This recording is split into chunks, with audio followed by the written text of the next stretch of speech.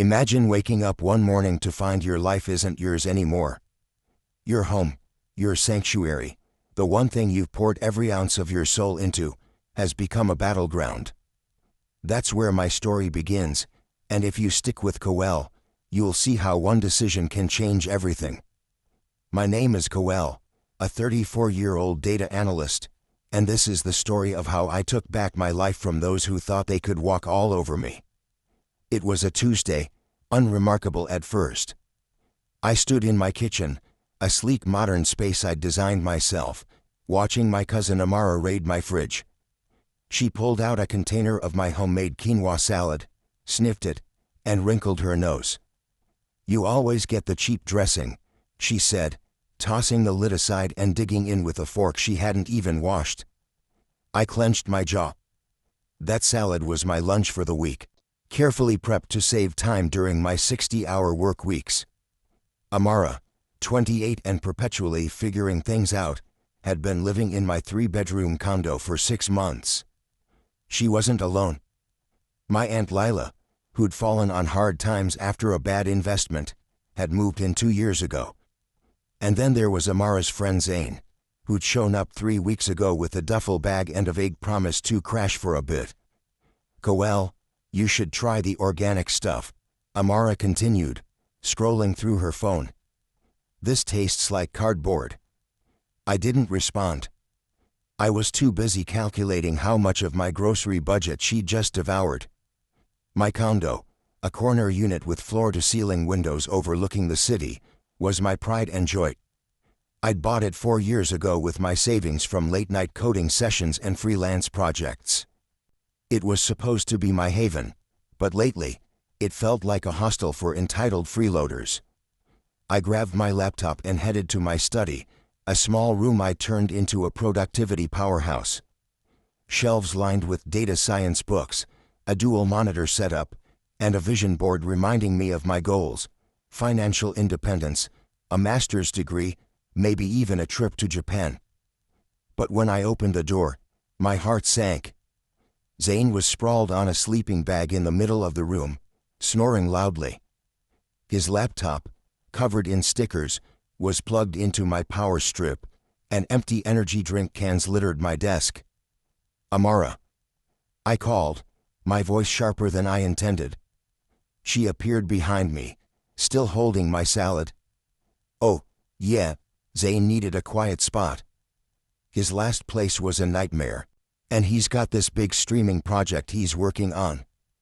"This is my study," I said, trying to keep my tone even. "I have client calls, deadlines. I need the space." Amara rolled her eyes. "Don't be so dramatic, Coel. It's just for a few weeks. You can work in the living room. There's that coffee table by the window." The living room, where Aunt Lila spent her days binge-watching soap operas on my 65-inch TV, complaining if I so much as touched the remote. Where Amara and Zane hosted impromptu game nights with their friends, leaving pizza boxes and beer bottles scattered across my hardwood floors. "What's all this noise?" Aunt Lila's voice cut through the tension. She emerged from her room, my guest room, wearing a bathrobe at 2 p.m. "Coel, why are you yelling?" "I'm not yelling," I said, my voice tight. "I just need my study back. Zane can't stay here." "Zane's a good kid," Lila said, folding her arms. "He's going through a rough patch. You've got all this space, Coel. Why can't you share?" "Share?" I gestured around a condo. "I pay the mortgage, the utilities, the internet you're using to watch your shows. This is my home." Lila's face hardened. "Family helps family. You've always been so independent, Coel, but that doesn't mean you get to be selfish. Your mother would be disappointed." The mention of my mother, who'd passed away when I was 17, hit like a punch. She'd been the one who taught me to stand up for myself, to work hard and never let anyone dim my shine. But Aunt Lila knew how to wield her memory like a weapon. "Fine," I said quietly, grabbing my laptop. "I'll work in the living room." Amara smirked, satisfied. See? Problem solved. As I sat up on the coffee table, surrounded by Lila's empty coffee mugs and Amara's discarded nail polish bottles, I heard them laughing in the kitchen. Told you she'd cave, Amara said to Zane. She always does. My fingers hovered over my keyboard. Instead of opening my work files, I typed something else into Google: how to sell a condo fast. The first result was an ad for cash buyers promising quick closings and no hassle. I clicked it, my heart racing. My phone buzzed with a text from my coworker Priya: client meeting in 10. You joining? I typed back, yes. Also, do you still have that realtor contact? The one who helped your brother sell his place? Priya's response was immediate: Tanya. Hell yeah. Want her number? I glanced at the study, where Zane was now awake, setting up a microphone for his streaming project. Amara was in the kitchen, opening another of my meal prep containers. Lila was back to her soaps, the volume cranked up. Yes, I replied. I'm ready for a change. That was the moment everything shifted. 4 years of suppressed frustration, of being the responsible one while my family treated me like a doormat, crystallized into a single, unshakable resolve. They thought I was predictable, easy to manipulate. They were about to learn how wrong they were. Tanya was a force of nature. We met at a diner across town, far from anyone who might recognize me. She slid a folder across the table, her eyes sharp behind her glasses. Cash buyers are your best option, she said. They'll take the condo as is, no inspections, no repairs. You'll get about 20% below market, but the closing can happen in under 2 weeks. I sipped my iced coffee. How under 2 weeks? 10 days, maybe less, Tanya said. But Priya mentioned you've got occupants. That could complicate things. They're not on the deed, I said. It's my condo. They just live there. Tanya nodded, unfazed. The buyers I work with specialize in tricky situations. They'll handle any eviction process legally, with law enforcement if needed. But once you sign, there's no turning back. Your family will have to vacate immediately. I thought about Amara's smug grin, Lila's endless demands, Zane's invasion of my study. My phone buzzed a text from Amara: we're out of almond milk. Can you grab some? Also, Zane needs more towels. I set the phone down and looked at Tanya. Where do I sign? The next 10 days were a masterclass in deception. I worked from the living room, my laptop balanced on the coffee table while Lila's TV blared. I took client calls on my balcony, pretending I was enjoying the view. I smiled when Amara asked me to chip in for a new gaming chair for Zane's streaming setup. I nodded when Lila complained about the Wi-Fi, promising to call the provider. Behind the scenes, I was a whirlwind. I rented a storage unit and started moving my essentials, my mother's jewelry, a box of her old letters, my work equipment. Each trip felt like shedding a layer of the life I'd been trapped in. Priya became my confidant, meeting me for lunch in her car to strategize. They have no idea, do they? She asked one day, reading a text from Lila over my shoulder, the axe acting up. Fix it before it gets hot. Nope, I said, scheduling a payment for the AC repair, one of the last I'd ever make. They think I'm their personal concierge. That evening, I came home to find Zane and Amara in the living room, surrounded by takeout containers. My takeout containers, from the Thai place I loved. Hey, Goel, Zane called out. We're planning a party this weekend. You cool with that? I stepped over their mess. Sure, whatever. Amara grinned at Zane. Told you she's chill when she's not freaking out about her study. I smiled and headed to the coffee table, where my laptop was open to an email from Tanya. Buyers signed. Closing in 3 days. Final walkthrough tomorrow. Act surprised. The next morning, the doorbell rang. I called out, "I'll get it." My pulse was racing, but my voice was steady. Tanya stood there, clipboard in hand, looking every bit the professional. "Good morning," she said loudly. "I'm from Horizon Realty. We're conducting a property assessment. May I come in?" Amara and Zane barely glanced up from their phones. Lila was napping in her room. I led Tanya through the condo, watching her take photos and jot notes. "In the study," she whispered, "the buyers will love this." "You're sure about this?" I glanced at the living room, where Amara was telling Zane I'd probably pay for their party supplies if they asked nicely. "Absolutely sure," I said. That night, Tanya sent a final text. "Closing tomorrow at 1 p.m. Sheriff's deputy will accompany new owners at 2 p.m. Be gone by noon." I looked around the living room, at the condo I'd once loved, at the family that had turned it into a prison. "Confirmed," I texted back. "I'll be out by 11. The storage unit was my sanctuary. Small, sterile, and mine. I'd moved the last of my belongings there the night before, including my mother's letters. She'd died when I was 17, leaving behind a void that Aunt Lila and Amara had exploited ever since. I was always the strong one, the one who picked up the pieces. But strength has limits, and I'd reached mine. "What are you doing?" Amara's voice startled me as I packed another box in the living room. I quickly slid a photo of my mother under some papers. "Just organizing," I said, gesturing to a stack of work files I'd staged as a cover. She leaned against the wall, watching me. "You're so weird about your stuff.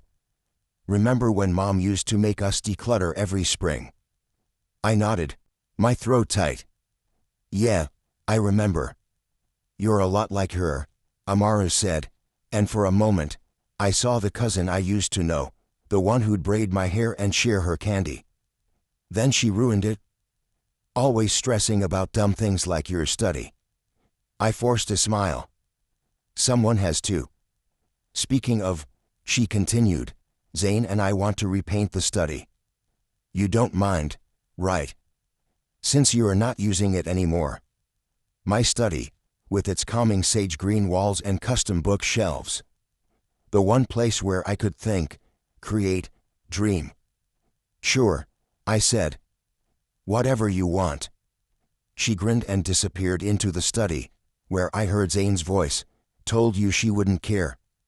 I waited until they were engrossed in a movie before slipping out to my car, driving to the storage unit with another box. Each trip was a step toward freedom. That evening, Lila cornered me in the kitchen. "The fridge is making that humming noise again." "I'll call someone," I said automatically, reaching for my phone. "Good," she said. "Oh, and Amara mentioned you're okay with them repainting the study. That's big of you, Coel. Your mother would be proud." The mention of my mother stung, but I nodded. "Thanks." I sat at the coffee table later, my laptop open to an email from my new landlord. A loft apartment in a quiet coastal town, with a balcony overlooking the sea. First month's rent paid, keys waiting. I pulled out one of my mother's letters, written just before she got sick. "Coel, love is sacrifice, but never sacrifice yourself." My phone buzzed with a group text from Amara. "Party planning meeting tomorrow. Zane has ideas for the study. You're paying, right?" Lila replied instantly, "Of course she is. Coel always comes through." I didn't respond. Instead, I opened my calendar and set a reminder for tomorrow at 2 p.m., New Beginnings. The credit card alert came during a team meeting. $1,200 at an electronics store. I hadn't shopped there in months. Priya noticed my expression and whispered, "You okay?" I showed her my phone. Her jaw dropped. "Are you kidding me?" After the meeting, I drove home, my hands gripping the wheel. The electronics bags were strewn across the living room, a new VR headset, speakers, a drone. Amara. I shouted. She appeared, arms crossed. What's your deal? I held up my phone. Want to explain this? Oh, that. She shrugged. I had your card saved from when you let me order groceries. Zane needed gear for his streams. It's an investment. An investment. I left, the sound brittle. When's the last time you or Zane even applied for a job? We're networking, she said, like I was the idiot. These things take time. And my money, I said. You think I owe you? Lila's voice came from behind me. Coel, why are you always stirring up trouble? Amara needed dash. No, I cut her off. She didn't need anything. And you know what? Neither of you need my credit card anymore. I pulled out my phone and started canceling cards, changing passwords. What are you doing? Amara demanded. Protecting myself, I said. You're family, but family doesn't steal. Steal? Lila scoffed. This is why you'll always be alone, Coel. Too stubborn, too selfish. I looked at them, my family, and felt a cold clarity. You're right, I said softly. I'll be alone.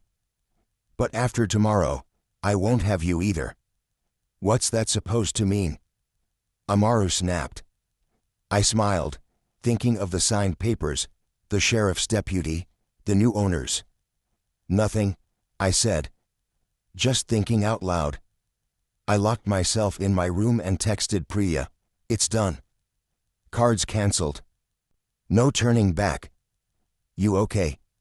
She replied. I looked at the boxes I'd been packing, the life I was rebuilding. Not yet, I typed. But I will be. That night, I heard them in the kitchen. She's bluffing, Amara said. She'd never leave us. She needs us, Lila said confidently. Always has. I pulled out a photo of my mother and me, taken the day I graduated college. She'd been so proud, her smile brighter than the sun. I whispered to the empty room, I hope you understand, Mom. I'm choosing me. The closing was a blur. I sat in Tanya's office, signing papers as she notarized them. Congratulations, she said, handing me a folder. You're free. My phone buzzed Amara asking for gas money. I ignored it. Tanya continued, the new owners arrive tomorrow at 2 p.m. Sheriff's deputy confirmed. You sure you don't want to be there? I shook my head. I've got plans. Those plans included a moving van, already loaded with my belongings, and a coastal loft waiting 3 hours away. But first, I had one last task. I drove to the condo and parked in the garage. Amara's car was gone, probably out with Zane. Lila's TV droned from the living room. Perfect. I slipped into the kitchen and placed an envelope in the drawer where Lila kept her vitamins. Inside was a letter I'd agonized over. By the time you read this, I'll be gone. So will your right to live here? The condo has been sold. The new owners arrive tomorrow at 2 p.m. with a sheriff's deputy. Hack your things. The sale is legal and final. Don't try to find me. You taught me what family means. Now I'm teaching you what happens when you take someone for granted. Goodbye, Coel. P.S. The electronics charges have been reported as fraud. Good luck, Amara. I walked through the condo one last time. The study was a mess, sage green walls now a garish yellow, littered with Zane's streaming gear. My desk, once pristine, was covered in snack wrappers. Good riddance, I whispered.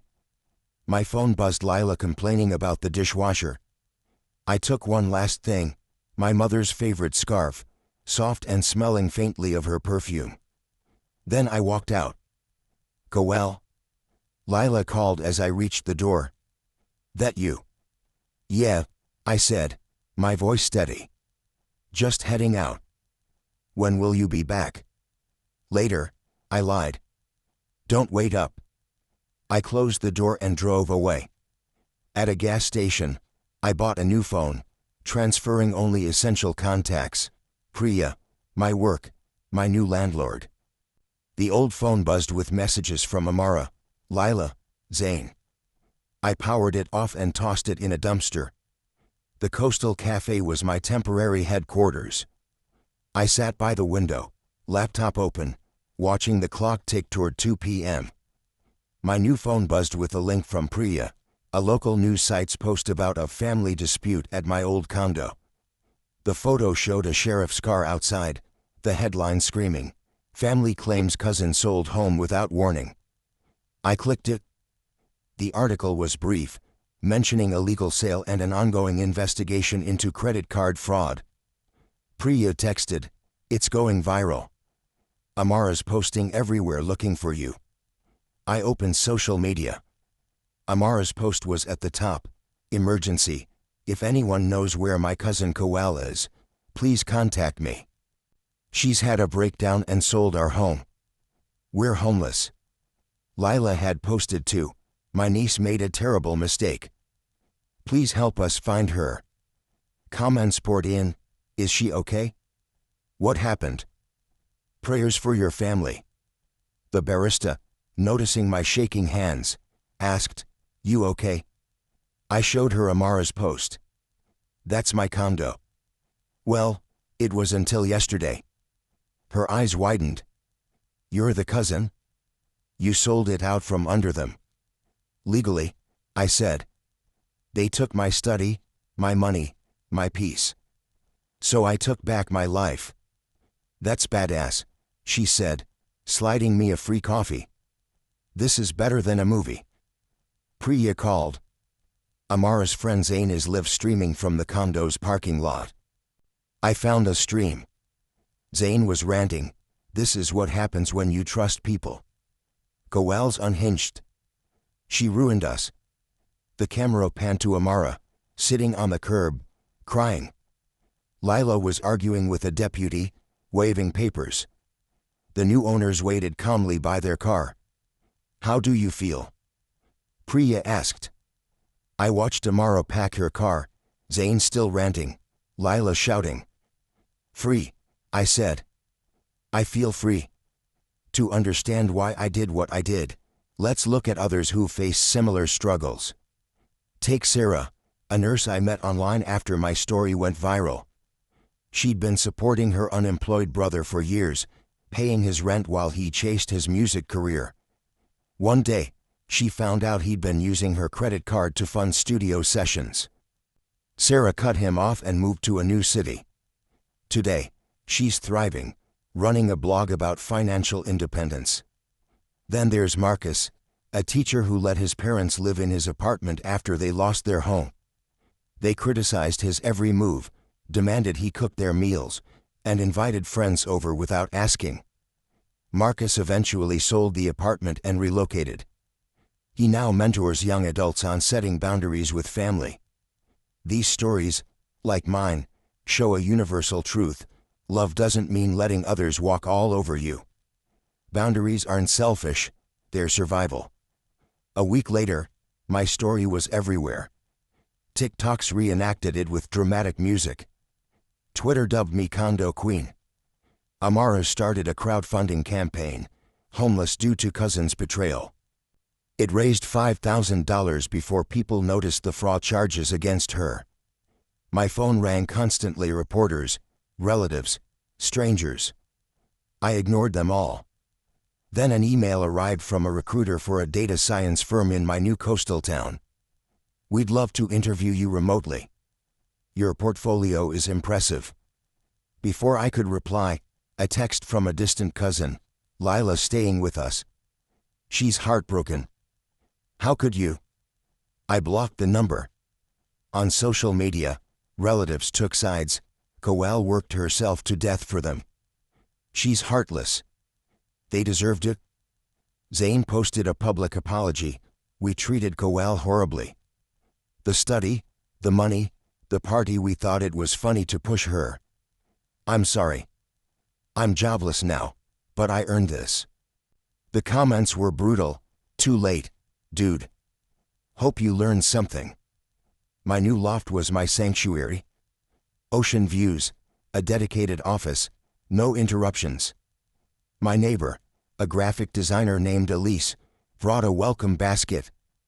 I saw your story online, she said. You inspired me to leave my toxic roommate. Thank you. I smiled. How are you doing now? Better, she said. You? Same, I said, glancing at my sunlit office. Much better. Lila's last email arrived, marked urgent. I found your mother's last letter. She wanted us to be a family. You've betrayed her. If you have any love for her, fix this. I replied, my hands steady. Mom's letter is with me. She wrote, Coel, never let anyone dim your light. She knew you'd try to break me. I fought back. Don't contact me again. P.S. Amara's court date is next week. Good luck. I blocked her email and opened my laptop. My team needed me for a new project, challenging work I could do in peace. I posted one final update. To everyone asking if I regret it, no. To everyone asking if I'm okay, yes. To everyone asking what's next, watch me soar. The caption read, when they treat you like you're replaceable, show them you're the one holding the keys. This journey taught me 3 lessons. 1. Set boundaries early. Don't wait until you're at your breaking point. Say no when it matters, even to family. 2. Value yourself. Your time, money, and peace are yours.